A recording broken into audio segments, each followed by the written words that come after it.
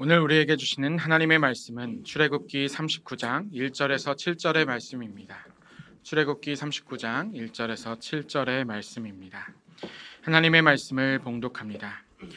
그들은 여호와께서 모세에게 명령하신 대로 청색, 자색, 홍색 실로 성소에서 섬길 때 입을 정교한 옷을 만들고 또 아론을 위해 거룩한 옷을 만들었더라.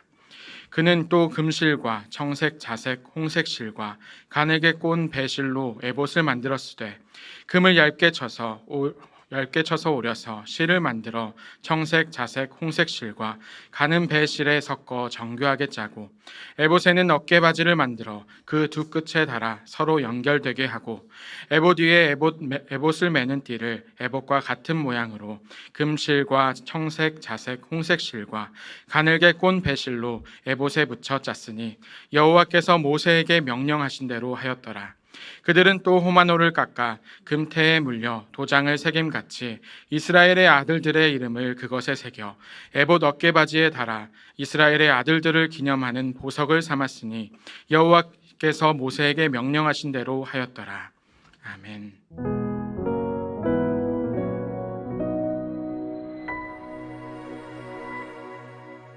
잘 지내셨죠? 네, 함께 예배하게 돼서 너무 기쁩니다. 이제 10월 어느덧 중순이고 이제 연말로 다가가면서 우리 올해 깊이 공부했던 출애굽기도 이제 마지막으로 이제 다다르게 됩니다. 오늘은 출애굽기 39장 대제사장의 옷에 관한 이야기를 우리가 같이 보려고 하는데 우리가 본문 목사님께서 이제 읽어 주셨지만은 무슨 말인지 모르겠습니다. 금색실, 청색, 자색, 홍색실 이렇게 나오는데 그게 의미가 뭔가 하나하나 살펴보는 거 그렇게 중요한 것 같지는 않은데요. 근데 이게 그 성경에 처음 나오는 게 아니고 출애굽기에 벌써 두 번째 나옵니다. 뭐가 그렇게 중요한지 대제사장 옷에 대한 이야기가 출애굽기 39장 오늘 본문의 1절에서 우리가 다 읽지 못했는데 31절까지 굉장히 많은 분량이 나오고 그 이전에 출애굽기 28장에는 한 장 전체 그러니까 1절에서 43절까지 이 옷에 대한 이야기만 이렇게 하고 계십니다. 참 읽어도 복잡하기만 하고 무슨 의미인지 잘 모르겠는데 왜 이렇게 얘기를 하시는가? 이게 두 장에 걸쳐 가지고 두 번에 걸쳐서 나오는 말씀은 그만큼 중요하다는 것일 텐데 어떤 부분에서 이렇게 중요한가 하는 것을 살펴보고자 합니다.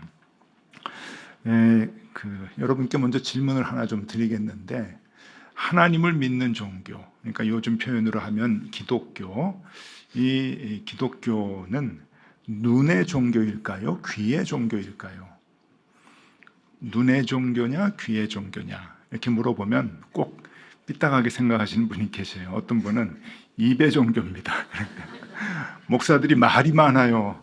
예수 믿는 사람들이 말 너무 잘하니까 주둥이만 살아가지고 입의 종교입니다. 그런 얘기를 들을 만도 해요. 정말. 그런데 유대인들이 하는 질문이에요. 눈의 종교냐 귀의 종교냐 아이들에게 가르치는 겁니다. 그리고 아이들에게 답을 해줘요. 귀의 종교다. 보는 건 중요하지 않다. 듣는 게 중요하다. 하나님 믿는 신앙의 가장 중요한 단어, 이스라엘 사람들은 그걸 쉐마라고 합니다. 많이 들어보셨을 거예요. 들어라 라고 하는 이스라엘 단어인데 신명기가 34장까지 있어요. 신명기가 이제 율법의 가장 중요한 것들을 가르쳐주는 말씀인데 43장까지 있는 가운데 이 쉐마라고 하는 단어가 92번이 나옵니다.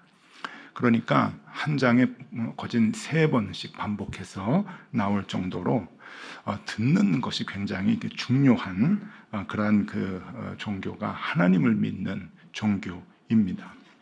하나님도 성경에 보면은 겉으로 보여지는 것에 대해서 그것에 가치를 두지 말아라 라고 하는 것을 반복적으로 계속 얘기를 하시죠. 사무엘상 16장 7절에 아주 유명한 말씀을 하십니다. 여호와께서 사무엘에게 이르시되 그의 용모와 키를 보지 말라. 내가 이미 그를 버렸노라. 내가 보는 것은 사람과 같지 아니하니 사람은 외모로 보거니와 나 여호와는 중심을 보느니라. 너무 유명하죠. 나 여호와는 중심을 보신다. 그러니까 외모로 판단하지 말아라 하는 것을 하나님은 이미 말씀을 하셨고, 예수님도 복음서에 보면은 누가복음 7장 25절에 그러면 너희는 무엇을 보려고 나갔더냐? 부드러운 옷 입은 사람이냐? 보라, 화려한 옷을 입고 사치하게 지내는 자는 왕궁에 있느니라. 쓸데없는 거, 화려한 거, 그거 필요 없다. 그거 보려면 왕궁에 가라. 그렇게 이제 얘기를 하시고, 또 책망하시면서 이렇게도 말씀하십니다. 요한복음 7장 24절에 외모로 판단하지 말고 공의롭게 판단하라. 이게 예수님의 말씀이죠. 그러니까 하나님도 계속 반복적으로 외모에 가치를 두지 말고 내면의 그 중심을 우리가 봐야 된다라고 하는 것을 얘기를 하시죠. 그래서 우리가 다 그렇게 그 믿음을 가지고 살아가요. 교회에 화려한 옷을 입은 사람은 더 귀한 자리로 옮기고 앉으라 그러고, 좀 남루하면은 저 뒤에 가서 앉아라, 그렇게 하지 않잖아요. 야고보서에서 그게 나오는데 그렇게 우리는 그 마음을 먹고 신앙생활을 하지 않습니다. 왜? 하나님의 가르침이시기 때문에 그래요. 그런데 오늘 이 본문을 보면 전혀 예상치 못한 일이 지금 벌어지고 있는 거예요. 왜냐하면은 하나님이 평상시에 그렇게 외모의 가치를 두지 말아라 라고 가르치셨음에도 불구하고 지금 하나님의 가르침과 스스로 상반되는 명령을 하고 계시는 거예요. 지금 화려하게 옷을 만들라, 대제사장의 옷을 화려하게 만들라고 하니까 이게 헷갈리는 거죠. 듣는 사람 입장에서는 하나님이 갑자기 화려한 거를 좋아하시는가? 원래 좋아하셨나? 이제 이런 생각이 이제 드는데, 하나님이 성막을 만들라고 명령하실 때와 또 이 성막에서 일하는 제사장, 대제사장의 옷을 만들라고 할 때 이 외적으로 굉장히 화려한 것을 주문을 하십니다. 세상에서 더 이상 화려하게 만들지 못할 만큼 엄청나게 화려한 것을 지금 주문을 하셔서 가장 귀한 재료로 막 금실을 가지고 이렇게 옷을 만들듯이 그렇게 이제 만들고 있는 겁니다. 의복이라고 하는 것, 특별히 예복이라고 하는 것은 눈에 깊은 인상을 주기 위한 것입니다. 이게 눈으로 보면서 그것을 확인을 하기 위해서 의복이 이제 있는 거죠. 제복이 있는 거고 예복이 있는 겁니다. 군인들이 이제 군복을 입고 있어요. 제복을 입고 있으면은 저 사람은 싸우는 사람이구나, 군인이구나 하는 것을 눈으로 이제 보고 확신을 하게 되고 확인을 하죠. 결혼식을 하게 되면 예식장에 신부들이 드레스를 입고 그 웨딩 드레스를 입고 이제 그 버진 로드를 이제 가잖아요.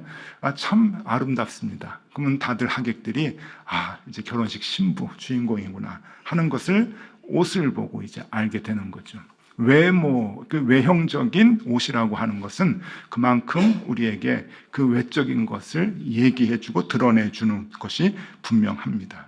그래서 이 옷이라고 하는 것은 내면이 아닌 외면이고 깊이가 아닌 표현이며 실제가 아닌 겉모습을 얘기해 줍니다. 군복을 입은 사람의 그 속 깊은 마음을 우리가 모릅니다. 웨딩드레스를 입은 아름다운 신부의 마음이 고운지 악한지 우리는 모릅니다. 왜? 옷은 겉모습만 보여주기 때문에 그런 것이죠. 그런데 그 내면을 중요하게 여기시는 하나님이 지금 제사장의 옷을 엄청나게 화려하게 지금 요구하고 계신다고 하는 겁니다.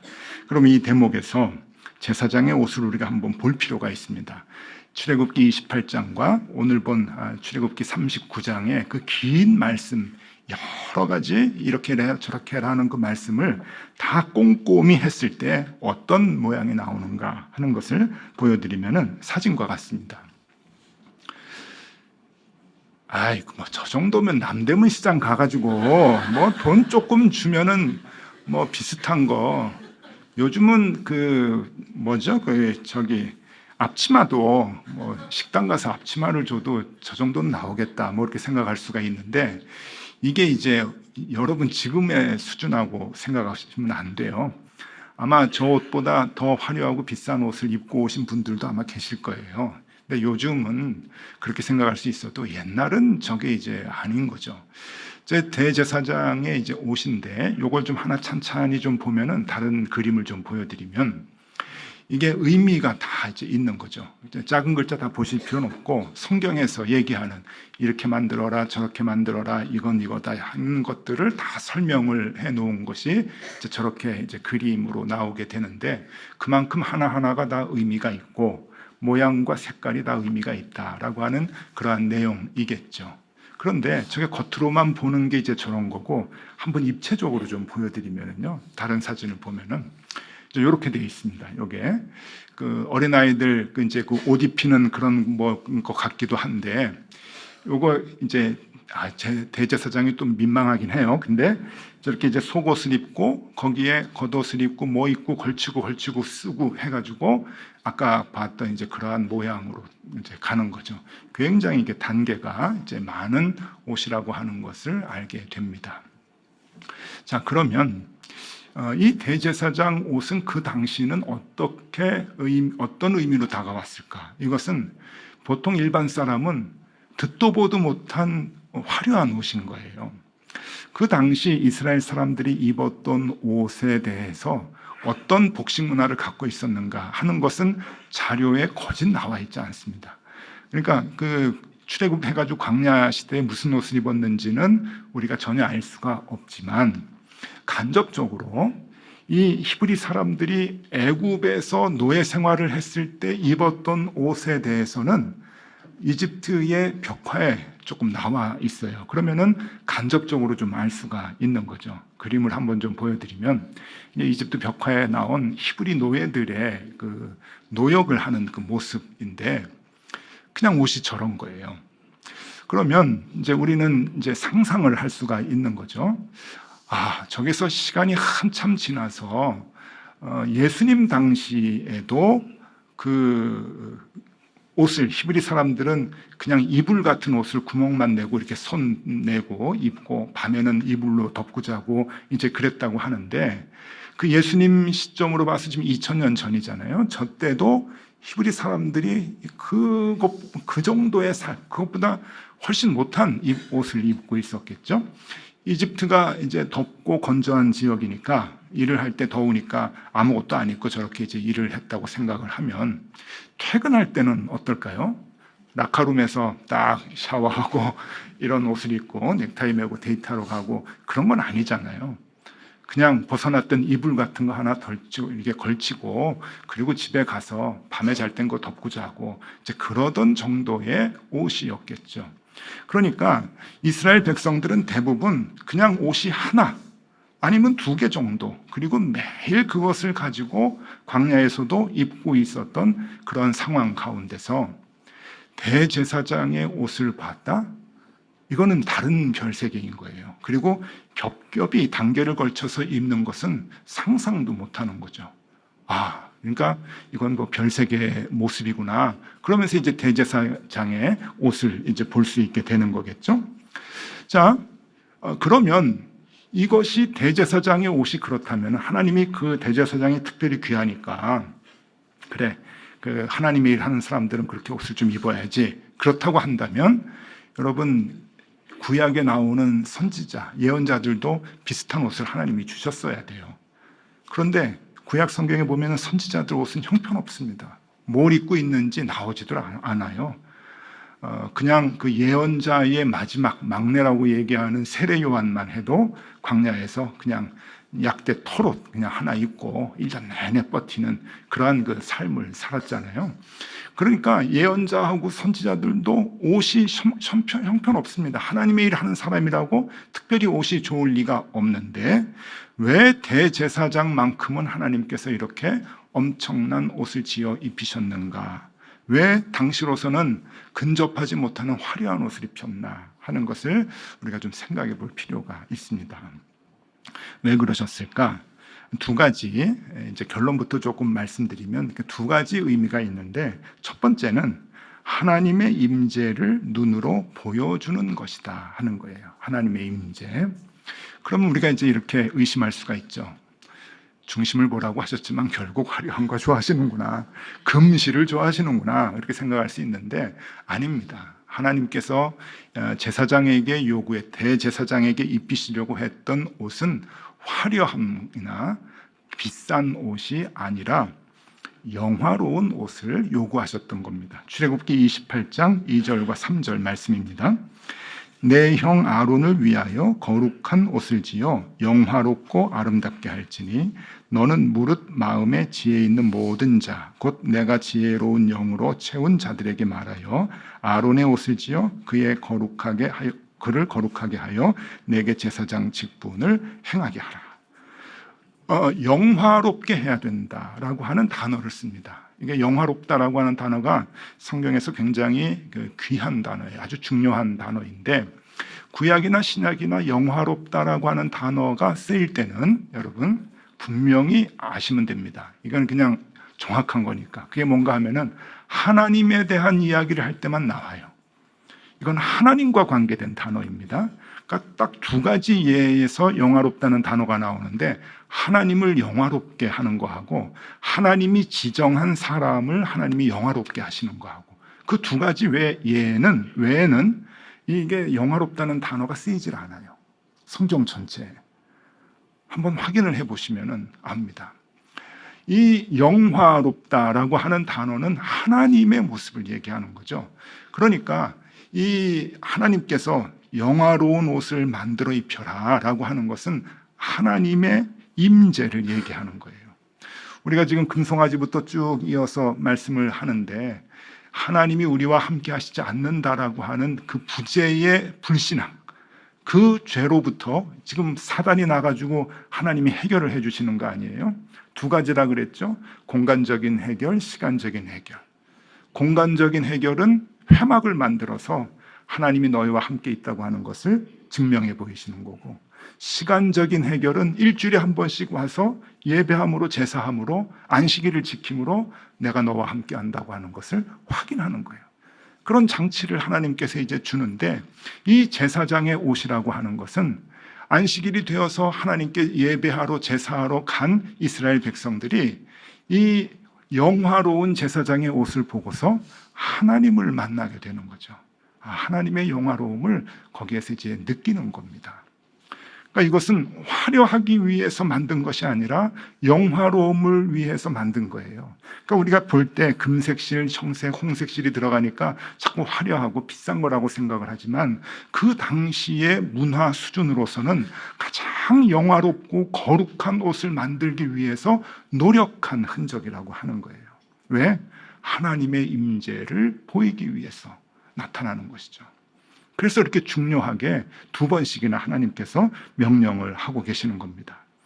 즉 하나님이 일상 가운데 우리의 삶 가운데 우리와 함께 하시다라고 하는 것을 제사장의 옷을 통해서 알게 되는 거죠. 그러니까 제사장의 옷은 그냥 쓸데없는 게 아니라 이렇게 화려한 거 신분이 높은 분인가 봐 그래서 놓은 그런 옷이 아니라 이스라엘 백성들이 회당을 올 때마다 제사장을 볼 때마다 하나님의 영화로움이 이곳에 임하는구나 라고 하는 것을 느끼게 되는 거죠. 저는 대제사장은 아니지만 여러분들이 교회에 오셔서 오대식 목사를 볼 때 하나님의 영화로움이 보이나? 어떠세요?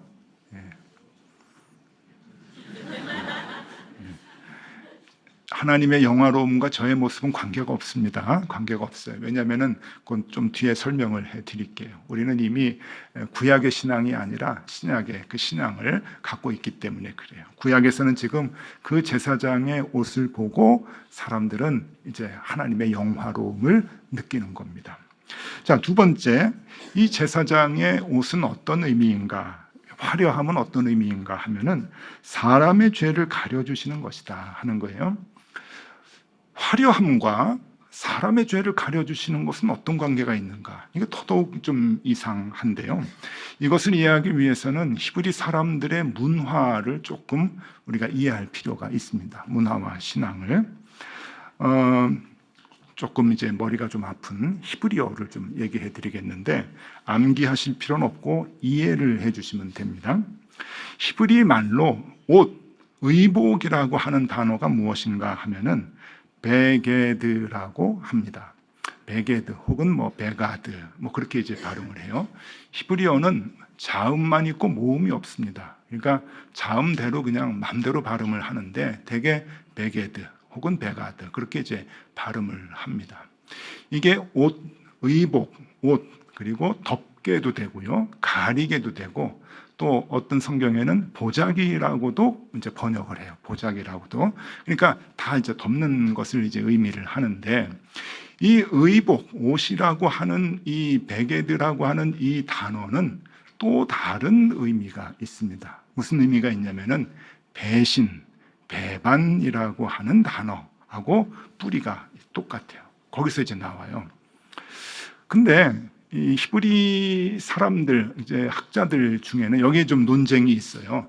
배신이 먼저 나와서 옷이라는 단어가 파생을 했다라고 주장하는 분도 계시고, 아니다, 옷이라고 하는 단어에서 배신이 나왔다라고 주장하는 분이 계시는데, 그건 뭐 자기네들 싸움이고 저는 모르겠고, 그냥 이 똑같은 단어라고 하는 거죠. 어원이 같아요. 그래서 옷과 배신은 같은 의미인 거예요.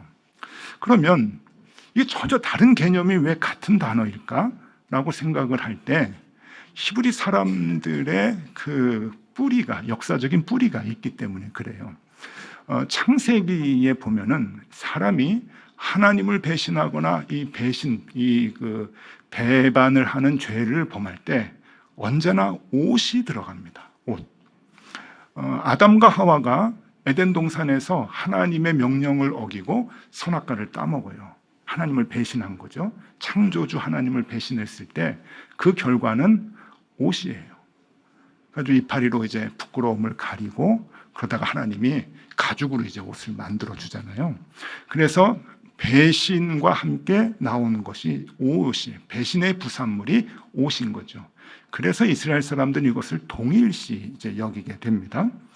또 야곱이 형 에서를 속이고 아버지 이삭을 속이고 형의 그 장자권의 축복을 받아내요. 형을 속여가지고 자기가 뺏는 거잖아요. 장자의 축복을 뺏는데 그때 나오는 것이 형의 옷을 입고 아버지에게 갑니다. 엄마가 야, 형 옷 입고 가. 그래야 눈이 좀 안 좋은 아버지가 속지. 그래서 야곱에게 형의 옷을 줘요. 그래서 형의 옷을 입고 가서 축복을 쟁취를 하죠. 아버지를 배반하고 형을 배반했을 때 그 중심에 있었던 것은 옷이다라고 하는 겁니다. 또 창세기에 보면은 다말이라고 하는 여인이 나옵니다. 이 다말은 유다의 며느리인데 유다가 아들을 셋을 낳았어요. 근데 첫 아들이 이제 엘이라고 하는 아들인데 이 엘이 자손 없이 죽었습니다. 죄를 좀 져가지고 이제 죽었어요. 그러면 이제 동생하고 결혼을 해야 되는데 동생이 형수를 싫어했나 봐요. 이 다말하고 사이에서 애를 낳지 않아요. 그래서 하나님이 또 죽입니다. 근데 이제 셋째는 너무 어려가지고 커서 동침을 하려고 하니까 아직 안 되는 거예요. 그러니까 이제 자손이 없는 거예요. 유다에서 자손이 이제 끊겨요. 그러면 이제 어떻게 해야 되는가? 그때 다말이 못된 생각을 합니다. 남편이 죽어가지고 과부의 옷을 입어야 되는 기간이 있는데 과부의 옷을 입고 있다가 시아버지가 온다는 얘기를 듣고 과부의 옷을 벗고 창녀의 옷을 입어요. 그래서 시아버지를 속여서 같이 동침을 해서 아들을 낳습니다. 그게 엄청난 일이 성경에 나오거든요. 그때 범죄 한가운데 있는 것이 옷이에요. 그러니까 다말은 창녀의 옷을 입고서 범죄를 하게 돼요. 시아버지를 배신하고 하나님을 배신하게 되죠. 요셉의 형제들은 요셉을 팔아먹었습니다. 애굽에. 그리고서는 요셉의 옷을 벗겨서 동물의 피를 발라서 아버지에게 줬어요. 죽었습니다. 엄청난 범죄를 하는 거죠. 자, 이 엄청난 범죄 가운데 들어가 있는 소재는 역시 옷입니다. 그 옷으로 아버지를 배반하고 하나님을 배반하고 형제를 배반하는 죄의 모습이 나오죠. 그리고 요셉이 애굽에서 보디발의 집에 있었을 때 보디발의 아내가 유혹을 해요. 그 유혹의 한가운데도 옷이 있습니다. 요셉이 옷을 벗어버리고 도망가고, 보디발의 아내는 남편에게 이 옷을 봐라 증거물로 내놓고 요셉을 이제 죽이려고 했지요. 그러니까 이 이스라엘의 역사에서 보면은 항상 처음부터 에덴 동산에서부터 이 옷이라고 하는 것과 하나님을 배신하는 배반은 항상 함께 갔었던 거예요. 맞물려요.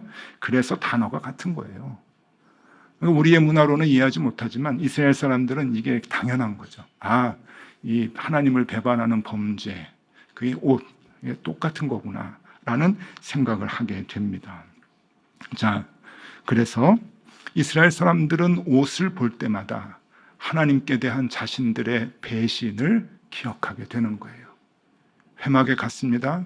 제사장이 엄청난 영화로운 옷을 입고 나올 때 이스라엘 사람들은 내가 하나님이 우리와 함께 하시는 건 맞는데 지금 여기 계시는데 하나님의 뜻과 거리가 멀게 배반하면서 살았던 것이 기억이 나는 거죠.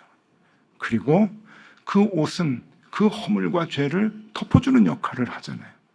나의 죄를 하나님께서 덮어주시는구나 라고 하는 것도 함께 느끼는 것이 제사장의 옷을 보고 이스라엘 사람들이 갖는 믿음의 자세라고 하는 겁니다. 우리나라도 여러분 불과 한 20, 30년만 해도 모든 교회에서 목사님들이 다 가운을 입었어요. 요새는 가운을 입지 않고 설교하는, 예배 참여하는 교회들이 훨씬 더 이제 많죠. 우리 교회도 뭐 성례식 할 때 좀 가운을 입고, 보통 때는 이렇게 가운을 입지 않고 그저 이게 찬양대원들만 가운을 입고 있는데, 이게 왜 그럴까요? 나는 너희들하고 달라. 목사의 거룩함을 표현하는, 구분하는 옷일까요? 그렇지 않습니다. 찬양대는 찬양대 봉사자들은 평신도 하고 달라 그런 걸까요? 아닙니다. 아니면 지휘자나 목사님이 그 울긋불긋한 옷 좀 입고 오지 말고 좀 통일 좀 시키셔. 통일하기 힘드니까 가운을 입고 찬양을 하는 걸까요? 그게 아니에요. 왜 가운을 입는가 하면은요, 예배자, 설교자, 예배자, 예배에 참여하는 봉사자들이 일주일 내내 하나님의 뜻을 배반하고 그렇게 죄를 짓고 와서는 어떻게 하나님 앞에서 이 말씀을 전하고 성례를 침례합니까? 죄인된 몸이 하나님 앞에서 가려져야 되는 거예요. 그래서 그 죄인된 모습을 가리는 의미에서 가운입니다. 찬양대원들이 왜 가운을 입느냐? 어떻게 일주일 내내 하나님의 뜻대로 살지 않고 하나님을 배신하며 살다가 와서 입으로 어떻게 찬양을 한다고 그 엄청난 중요한 이 찬양대에 섭니까? 그러니 나의 허물과 죄를 가려주십시오라고 하는 의미로 가운을 입는 거예요. 감추는 의미죠. 감추는 의미. 그런데 이제는 그것도 우리 예수 그리스도의 은혜로 인해서 이제는 의미가 많이 사라지게 됩니다. 자, 이제 정리해 보면은 성막에 나올 때, 그 당시 이스라엘 사람들이 성막에 나올 때 무엇을 느꼈는가? 두 가지인데, 하나님이 우리와 함께 하신다라고 하는 것을 느끼게 되고, 하나님께서 나의 죄를 가려주신다 하는 것을 느끼게 되는 거예요. 회막의 화려함을 보고, 그리고 대제사장의 영화로운 모습을 보면서 하나님의 임재와 나를 위해서 내 허물을 가려주시고 내 허물을 감싸주시는 그 모습을, 하나님의 은혜를 느끼게 되는 거죠. 그런데 우리에게 대제사장이 계시죠. 성경은 얘기합니다. 그 대제사장은 예수 그리스도다. 예수 그리스도다. 제사장이 뭐 하는 역할이에요? 우리의 모든 죄를 가지고 하나님께로 가서 우리의 죄를 사해 달라고 간구하는 중간자의 역할이 대제사장이잖아요. 그 역할을 이제 예수 그리스도께서 하신다 하는 겁니다. 그래서 구약에 있었던 모든 제도, 모든 의식들을 이제는 예수님이 우리 마음속에 계심으로 인해서 다 그것을 대체하는 거예요. 대신하는 거예요. 그러니까 여러분들이 제가 아무리 옷을 화려하게 입고 있다고 그래도 여러분들이 오셔서 저를 보고 하나님의 임재가 느껴진다. 우리 예배당을 보고 하나님이 여기 계시는구나. 그렇게 생각하실 필요가 없어요. 이 중세교회만 해도 아직도 그 옛날 그 습관들이 있어가지고 예배당을 화려하게 짓고 스테인드 글라스로 빛이 투과가 돼서 하나님의 그 거룩하심을 인위적으로 만들려고 애를 썼어요. 예배당에 들어오면 하나님의 임재를 느껴라. 그리고 그 사제들 엄청나게 화려한 옷들을 이렇게 만들어가지고 입고 거룩하게 다녔잖아요. 그것도 부정적으로만 볼 게 아니라 그걸 통해서 하나님의 임재하심을 느낄 수 있도록 하려고 애를 쓴 흔적이죠. 그런데 그 의미는 지금 없어요. 그 의미는 우리가 이렇게 창고 같은 곳에서 예배를 드려도, 그리고 현찮은 옷을 입고 제가 말씀을 전해도 우리 가운데 대제사장이신 예수 그리스도가 계시기 때문에 우리는 하나님이 나와 함께 하시는구나, 그리고 하나님이 내 죄를 감싸주시는구나, 가려주시는구나 라고 하는 그 신앙의 고백을 할 수가 있는 거예요. 히브리서 3장 1절에서 3절 말씀입니다.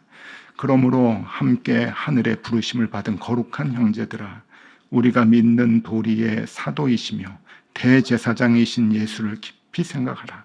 그는 자기를 세우신 이에게 신실하시기를 모세가 하나님의 집 온 집에서 한 것과 같이 하셨으니 그는 모세보다 더욱 영광을 받을 만한 것이 마치 집 지은 자가 그 집보다 더 존귀함 같으니라. 모세가 옛날에 대제사장의 옷을 하나님의 명령을 받아서 만들어 온 것 같이 그 대제사장은 지금 예수님이시다라고 하는 것을 증언해주고 있는 거죠. 우리를 하나님께로 인도해주고 우리의 모든 기도의 제목들을 주님께로, 하나님께로 이끌어 주시는 분, 대제사장. 그래서 우리가 기도 끝에 예수님의 이름으로 기도합니다 하는 거잖아요. 그냥 끝내면 안 돼요. 예수님이 그걸 가지고 가셔야 돼요. 대제사장이니까.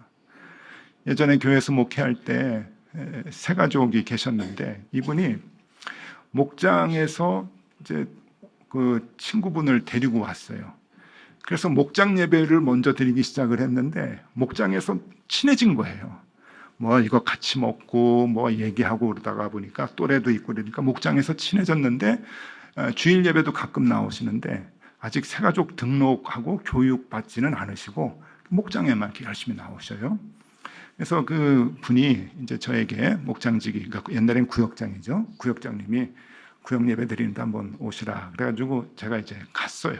갔더니 담임 목사님 맞다고 긴장하고 이제 막 그러는데 제가 예배를 드렸죠. 예배 드리고 기도하고 그랬는데 그 구역원들이 장난기가 좀 많은 분들이 계셨어요. 그래가지고 예배 다 드리고 난 다음에 간식을 놓고 이제 기도를 하는데 새로 오신 분한테 기도해봐. 그래가지고 기도를 시킨 거예요. 이게 그 기독교 교리 공부도 안 하고 새신자 공부도 안 한 분이 이제 기도를 하는데 그냥 얼떨결에 이렇게 기도를 하게 됐어요. 근데 기도를 하는데 끝내는 법을 모르잖아요. 예수님의 이름으로 기도합니다 하고 이제 아멘 하면 끝나는데 그걸 모르셨던 거예요. 그래가지고 이만 마치겠습니다. 이제 이러니까 실제로 있었던 일이에요. 막 웃음을 참기도 어렵고 이만 마치겠습니다. 근데 아멘을 안 하니까 조금 상황이 조금 민감해진 거잖아. 요거 좀 이상하다. 그러니까 조금 인터벌이 있다가 그 다음에 뭐라 그러냐면 그럼 안녕히 계십시오. 그랬더니 그때 구역장님이 좀 센스가 있으셨어요. 그냥 아멘 하니까 옆에서 아멘 하고 더 큰 사고가 나지는 않았어요. 가지고 이만 마치겠습니다. 이제 안녕히 계시죠. 안녕히 계십시오. 여러분, 예수님의 이름으로 기도합니다라고 하는 것이 끝나는 것을 서로 알리는 약속 멘트일까요? 아니에요.